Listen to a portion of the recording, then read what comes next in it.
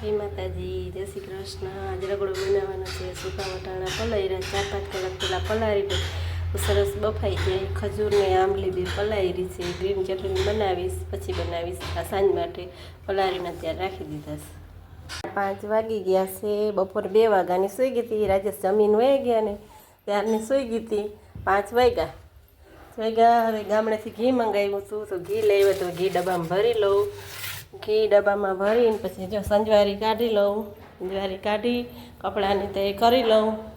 પછી ચા તો પીતી નથી એટલે દૂધ થોડુંક બનાવી લઈશ।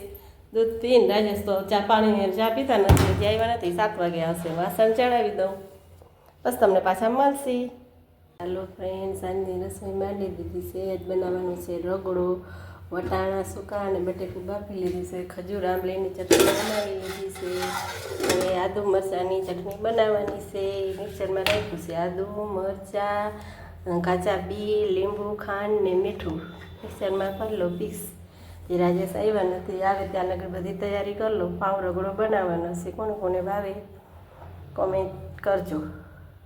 ચાલો રગડો વઘારી લઈએ। રગડામાં તો તેલ મૂક્યું છે। તેલ આવી જાય એટલે એમાં જીરું નાખી દઉં।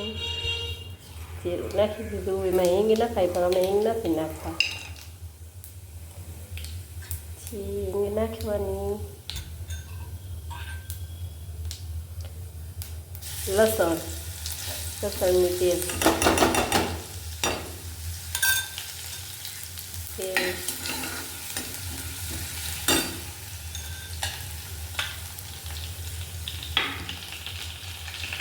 હાલો મિત્રો, રગડો વઘારી લીધો છે। વઘારમાં જીરું નાખ્યું હતું, લસણની પેસ્ટ અને ડુંગળી અને ટમેટાં સતળી જાય એટલે બાફેલા છે જો વટાણા અને બટેકા બે બાફીને મિક્સ કરી નાખ્યું છે એ નાખી દઈશ એમાં। પછી મરચાંની ભૂકી, હળદર ને ગરમ મસાલો એની જાય પછી લીંબુ નાખી દઈશ।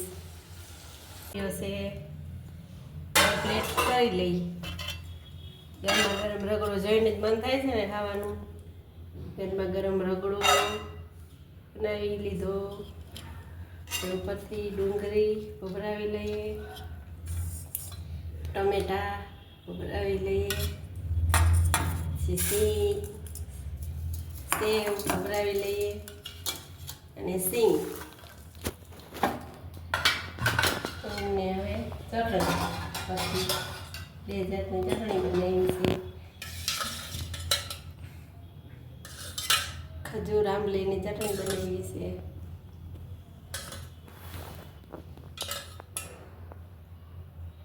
જોઈને જ મન થાય છે ને।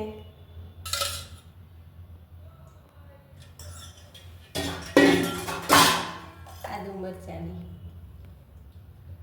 સિંગ નાખી હતી ને એટલે થોડી થઈ ગઈ છે।